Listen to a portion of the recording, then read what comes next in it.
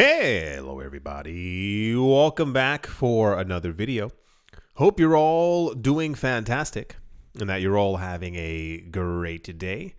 And without an ado, that is further, let's jump right into it. A lot of, as always, very weird and odd news in this space. Crypto exchange Binance US and its founder Changpeng Zhao are reportedly looking for ways to reduce his stake in the firm amid harsh scrutiny from United States federal regulators over the past year.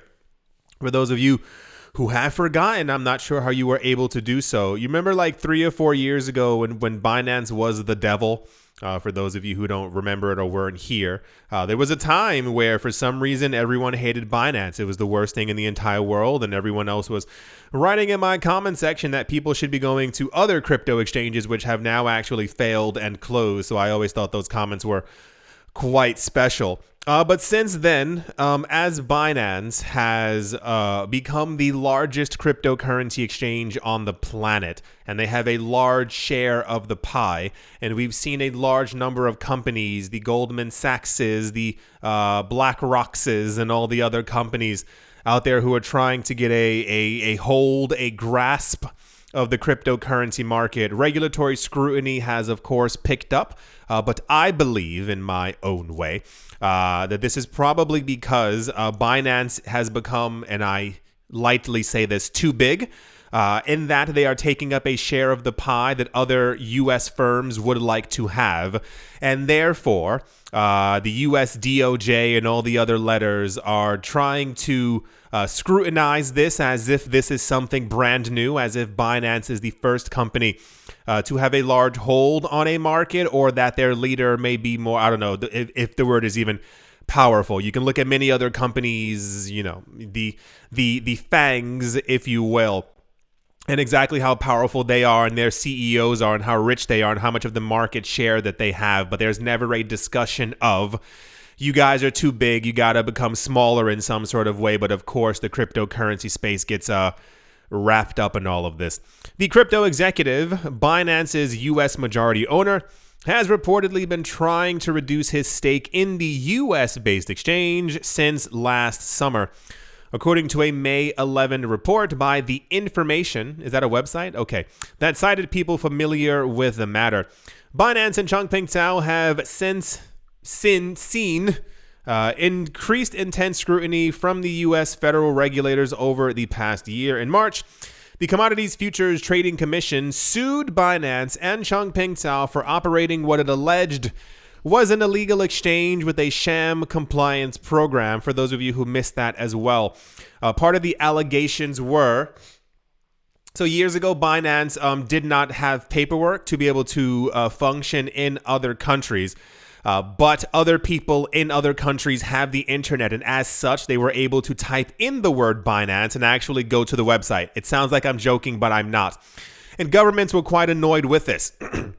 You're allowing our citizens to be able to go onto the internet and go to your website, but you don't have proper paperwork and you don't have a physical office in our country. And this is why Binance is literally now all over the world with tons of different offices and other things like that. And the CFTC, and I don't think it was the SEC, I think it was the DOJ, if I remember correctly, is a lot going on in this space, had basically alleged that because of not having proper paperwork, that they were trying to, or had done something illegal to U.S. citizens, and also that Binance was helping other people in other countries who were under sanctions by the United States of America, in that they should not have been able to use Binance, but they had found a way to use it on the internet or with a VPN. You think, once again, this sounds like a skit or a sketch of something. It's not. This is actually all the things that they were trying to throw at Binance. The firm was accused of willfully evading U.S. law while engaging in a calculated strategy of regulatory arbitrage to their commercial benefit. Is any of this true? No one knows. But one of the majorest news stories that came out quite recently was that Binance is once again in trouble. Everyone's in trouble at this point with everything from every single regulator. And that Changpeng Zhao is trying to reduce his stake in Binance. We have no clarity. We don't know if that means him selling digital stock. We don't know if it means him selling off his Binance token coins. We don't know if that means him not having as much of a presence as he did before. Maybe he won't be the CEO. Maybe he'll be the CFO or the C123 or, other letters thrown around there as well.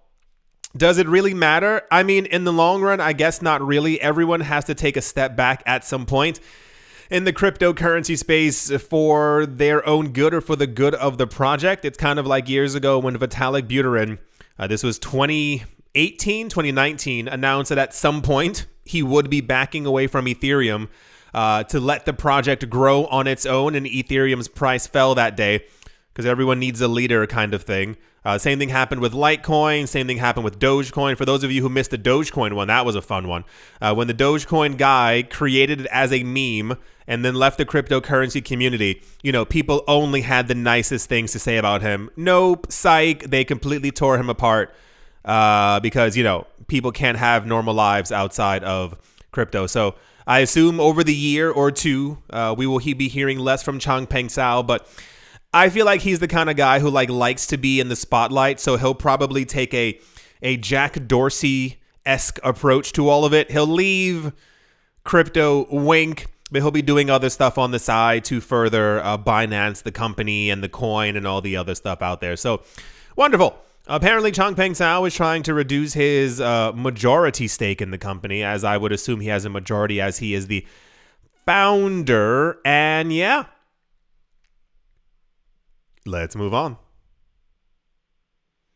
In news that I know, and I worry about the future of everyone when people hear news like this. Koi, that is C-U-Y, or is it Kai? As it's Guy, but with a C. Sheffield, head of crypto at Visa, a global payments technology company. I like that they had to explain what Visa was.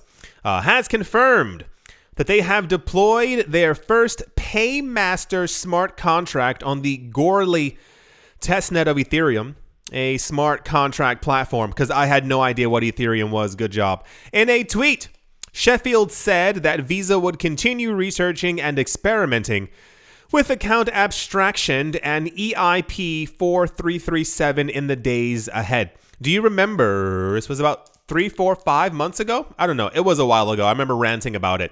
Visa and MasterCard have both announced that they are knee deep, that's a nice way of saying it, knee deep within the cryptocurrency space, and they love it.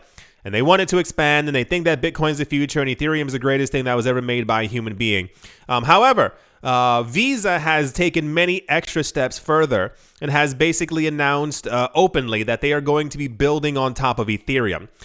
One of the things that they said that they would be building, which is where I ranted in another one of those videos, I'm a ranter, where they basically announced that they had figured out a brand new easy way for the masses to use Ether and Ethereum.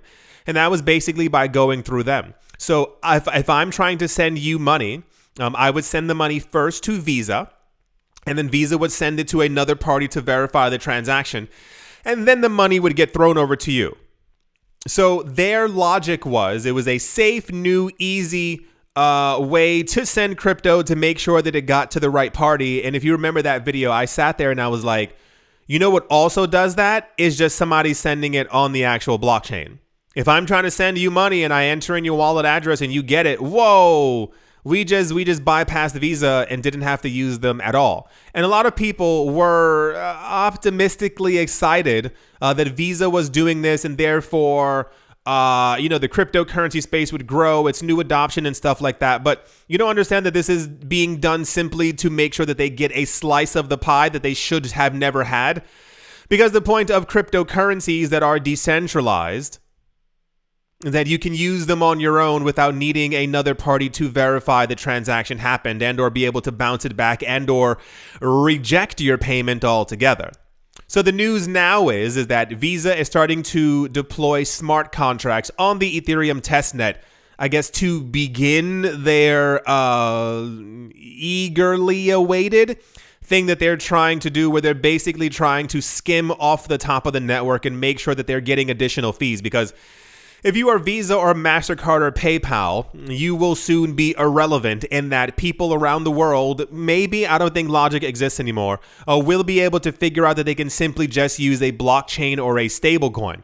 So how do you get ahead of that? You make sure that you as Visa and MasterCard and PayPal announce that this new thing that everyone loves called cryptocurrencies, well, you're integrating it, you're using it, and therefore, why leave Visa or MasterCard? Why get rid of your bank account? You can simply continue to use us in the way you were using before while we give you access to this thing that you could be using all by yourself.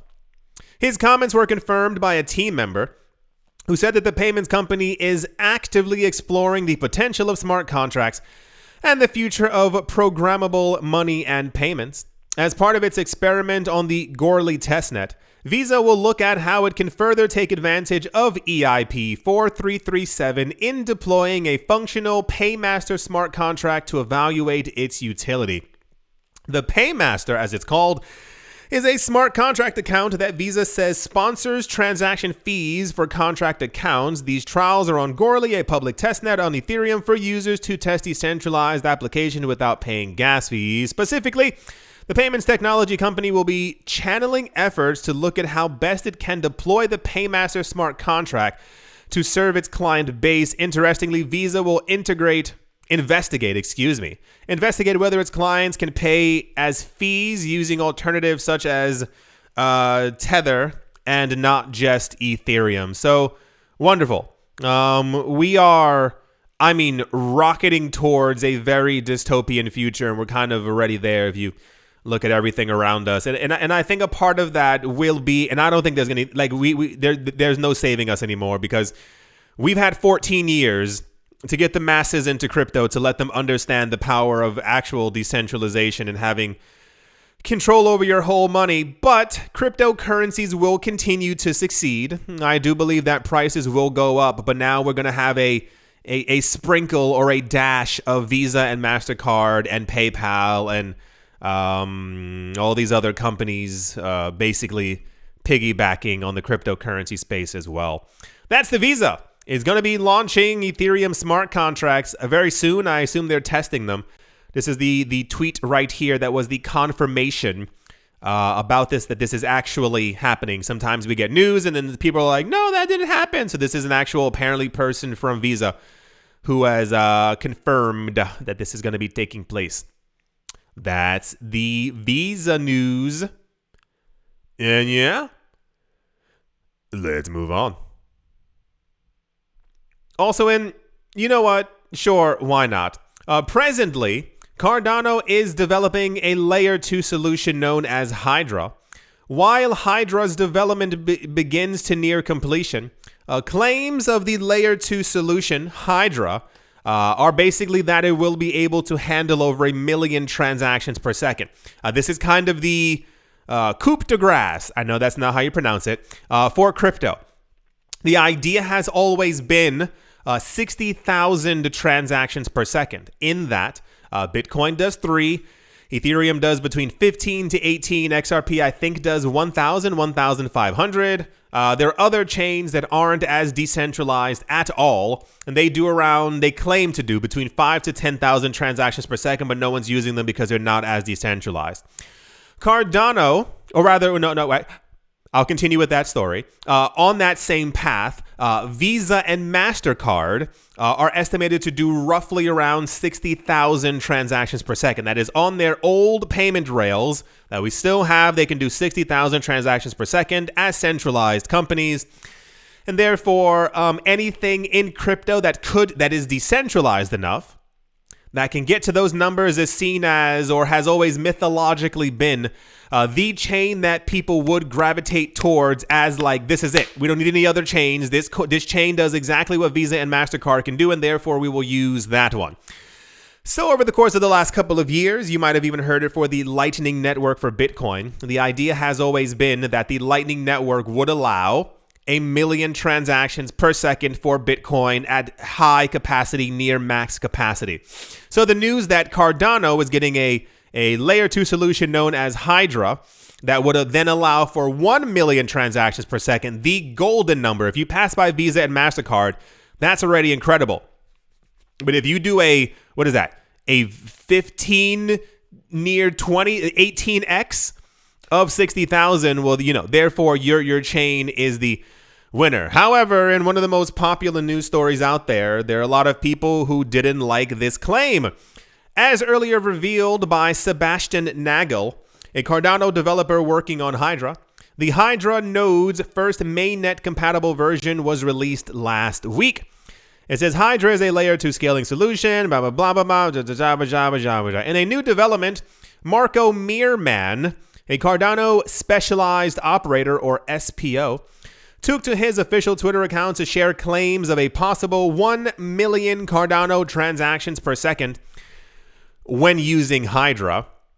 Matthias Coutures Bankfort, a technical director at the Cardano Foundation, who also doubles as one of the Cardano developers, recently debunked Marco's 1 million transaction per second claim, stating that the assertion by Marco was deceptive. Matthias noted, "No, it is not. Please stop spreading the 1 million transaction per second narrative. It is misleading." And here's a tweet for it right here. As you might have imagined, a lot of people were not too pleased. People began to scream FUD, but hear me out here. I would believe a developer, and I've seen many other developers on the Twitters talking about the exact same thing. It's kind of similar to a couple of months ago when I was asking people how many transactions per second Cardano is capable of. And people were like, infinite, because you can throw 30,000 transactions into one transaction. And therefore, based on the science of numbers, it's already doing a gigantic, but that's not, what metric I'm talking about. You know what metric I want. And it's nearly impossible to find it anywhere. I have still yet to find exactly how many normal transactions per second Cardano is capable of. That's the metric that I want. Batching transactions per second is the same exact thing that the Lightning Network can do. And even then, it still has, its limits. So apparently the news is, for those of you who missed it, and I find time to be a very funny thing, back in March of good old 2020, where nothing terrible happened to the entire world, Hoskinson reportedly stated, and I do quote, "As we add more stake pools, we get more heads, and the performance will scale up. For example," he said, "if you have 1,000 transactions per second and 1,000 people, you could be looking at the maximum theoretical performance of 1 million transactions per second." For those of you who don't know or are just finding out, 1,000 times 1,000 is 1 million. I know it sounds really weird when you say it. I was told this as a kid, and I think it actually shaped a huge portion of my life. And in case you wanted to know about my life, as far as the idea of being a millionaire is whoa, I have $1 million. But if you're a millionaire, if you have $1 million and you spend $1,000 1,000 times, you have zero.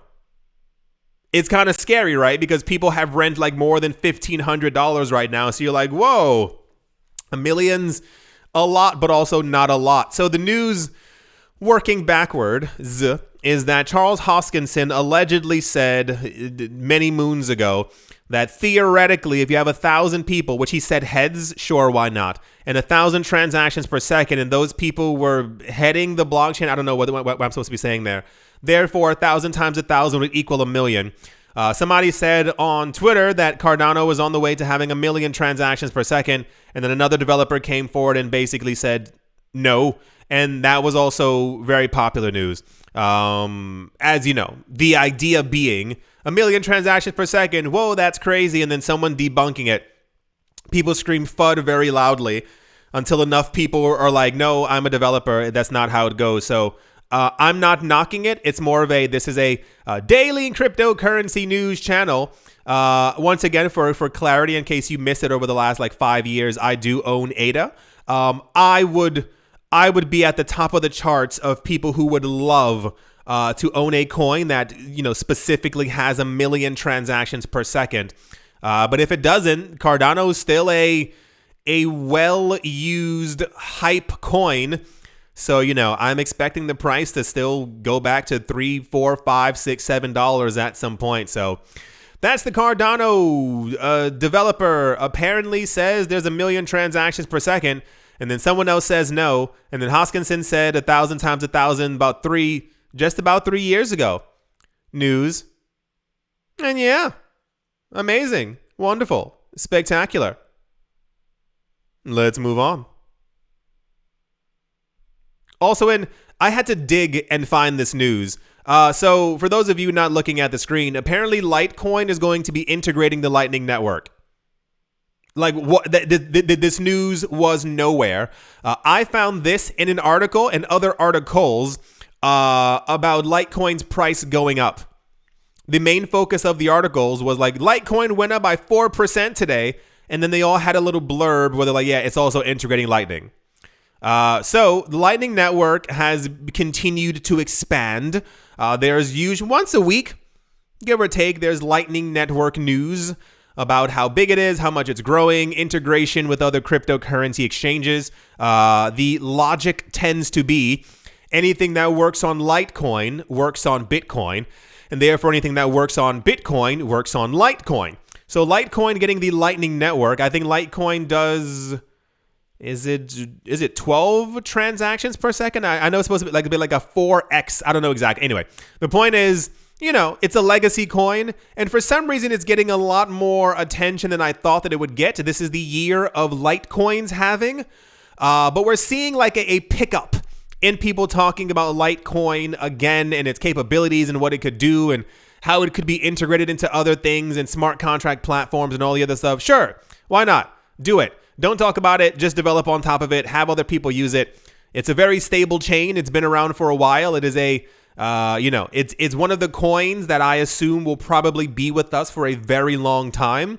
I don't think they have not relied on hype with Litecoin to keep it going. It's simply, the little engine that it keeps chugging along. Yeah, so the news is Lightning Network is being integrated onto Litecoin at some point. I don't see a date. Oh, no, wait, it's there. Nope, never mind. It says, did you know the first Lightning transaction was made on Litecoin? There we go. So apparently Litecoin has a 10x scalability at this point. Also has Mimblewimble. We still don't have Mimblewimble on Bitcoin. But I think that's going to take a while because that would give Bitcoin private transactions. And I don't think governments would be too keen on that right at this moment. That's the Lightning Network has been integrated onto Litecoin. Why do I always want to say Lightchain? That is every time I look at it, LTC looks like Lightchain to me. Okay. All right. Let's move on. In one of the more popular news, the United States Securities and Exchange Commission, in an utterly surprising turn of events, has finally given a formal response in court in relation to Coinbase's petition for clear crypto regulation. For those of you who missed it, 10, 13, 14 days ago, I don't know, time flies by quickly. Isn't it weird that this year is almost half over? Does that make any sense to anyone? I keep waking up and 4 days have passed by. It was just January. It was just really cold. I'm missing time. Coinbase basically has been sued by the SEC. They've been given a Wells notice where the SEC has claimed that Coinbase has been operating illegally in some sort of way, yada, yada, yada, very SEC language. And Coinbase basically, I think in a rebuttal, decided to sue the SEC and said, cool, you know what? Give us proper cryptocurrency regulation so that we don't have to go through this again. If we as Coinbase have done something wrong, if this coin is a security, if this is so-and-so, can you please simply tell us what is and what is not under your jurisdiction and give us, just a piece of paper telling us what the cryptocurrency rules are. For those of you who missed it a month and a half ago, Gary Gensler was on stage. I don't know. He was at American Idol or something like that. And they were asking him, what are the cryptocurrency regulations for America? And he was like, they're very clear. And they were like, can you tell us what they are? He's like, we've already done this before. I really don't understand. I'm trying to choose my words lightly. how this man is still in office. That's a nice way of saying it, because I'm not understanding how everyone, and I say this nicely, how everyone is dealing with his letter B and his letter S, because just hearing about it is already far too much for me, and I can't imagine living under the consistent nonsense that this man is throwing out there. So he claimed that there were already very clear cryptocurrency rules and regulations, but apparently Coinbase, Kraken, Binance, Gemini, and about 15 other companies simply aren't complying, because I'm sure they love paying hundreds of millions of dollars in fees. Coinbase then got sued, got issued a Wells notice, then Coinbase sued the SEC back in court and basically said, please give us rules and regulations. So then the SEC came back and said, rulemaking may take years, and that enforcement actions will continue in the meantime. Basically stating that they are now going to, they're lying. I'm not sure if I made that clear. That they're now going to try and give cryptocurrency regulations, but it's going to take years to do. And in the meantime, they will continue doing what they have been doing in getting companies in trouble years after the SEC has claimed that they have done something wrong.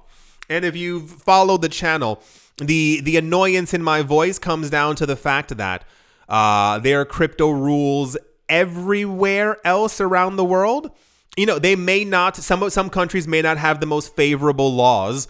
You know, they may be more scrutinous. Is that a word? They may scrutinize the space a little bit more, may require more paperwork, what have you. But there still are rules and regulations. The United States, still does not have any rules. And the SEC, the rule givers, have said that they will not be giving any for the next couple of years. According to court documents filed on the 15th of May, the SEC has argued that it is under no obligations to meet the requirements of Coinbase outlined in Coinbase's, letter, while also arguing that the firm has called for a complex set of reforms in rulemaking in an unreasonably short amount of time. The Winklevoss twins have been asking for crypto regulation since 2014, and Ripple has been asking for crypto regulation since 2017. Very unreasonable. I mean, why, are they supposed to do this overnight? Of course it takes 25 years to give proper regulations. The securities regulator has asked the court to deny Coinbase's petition for mandamus, arguing that mandamus is an extraordinary remedy and that Coinbase does not and cannot demonstrate a right to relief. How are you all dealing with this? Everyone in the US, I need answers. I need actual answers. I'm shocked that any of this is still actually taking place. You realize you're not going to have cryptocurrency regulations until the year 2029. I think you have a good 2 more Bitcoin halvings before you have anything. There will be no Bitcoin ETFs in your country for at least the next 2 halvings. So the news is, here's the actual document for those of you who care. It's actually right here. You can see the most of the stuff we were just talking about is from the SEC table of contents. I'm not going to scroll through the entire thing because it's 36 pages. Jeez la freaking wheeze. But wonderful. So very popular news, or unpopular, not sure what word to use there. I don't understand how this is still going on. I'm not entirely certain how everyone is still dealing with Gary Gensler. What's the other woman? Mama SEC, the woman. Oh gosh, what's this woman's name? The one who likes crypto. Can anyone just fire Gensler and put her in his seat? Is there no way to do that? Isn't she a higher up? Anyway, that's the SEC said regulation is going to take years. You remember in January one of the most popular news stories was that Hong Kong announced that they would be getting into the cryptocurrency space and that they would basically open their borders to crypto. And this, got a lot of people's attention as far as like Hong Kong is a very central point within Asia that is known for business, known for millionaires, billionaires, what have you. And therefore, crypto, being legalized there and regulated was like a major thing. And I was like, yeah, it's probably going to take them years. And then we got news like 3 weeks later, they were like, by mid-June, we will have regulations. And I was like, wait, that's January, February, March, April, May. Wow, 6 months. 6 months for a country to go, nah, we don't want it, to going, actually, we're going to have regulation and it only takes us 6 months. Now, I know that many people around the world speak English, as it is like the one of the de facto main languages in the world. But I just would assume that speaking English, the U.S. would have definitely been able to devise, complete some type of regulations quicker than everyone else. And I'm saying that as, the world language, air quoting there. Anyway, I don't get it. I don't understand, but the only saving grace for me comes to the fact that the Bitcoin market and price and also the halving do not care about what the SEC says. So as we are nearing the halving and then we get to that illustrious euphoric phase within the cryptocurrency space, I believe that crypto prices will do just fine. But as far as the regulatory landscape within the US, I don't get it. So anyway, that's the US SEC news. Is there a way to get Gensler fired? I feel like there has to be there has to be something. No one likes him. Like no company. Okay. All right. Okay. Let's move on. Yeah. I do sincerely hope that you have all enjoyed. I hope you all have been having a good week. There's a lot going on. The videos are still, different format, but I'm still making sure that you guys have news and information every single day. Currently in the process of doing like 95 different things. I know that I haven't uploaded a money rules video in a while. I am working on it. I promise. Same exact thing for live streaming. There's the last 2 months have just been extremely busy. But I make sure that I at least do TMI daily like I have been doing for years. But everything else is like, it's just so much weight on my shoulders right now. I do hope that you've all enjoyed. I do hope you all are having a great day, great morning, great afternoon, a great evening, wherever you are, wherever the heck you might be. I do hope it's absolutely fantastic. Thank you all once again for watching, listening, liking, commenting, and or supporting. And I will most certainly be talking to you all soon. See you.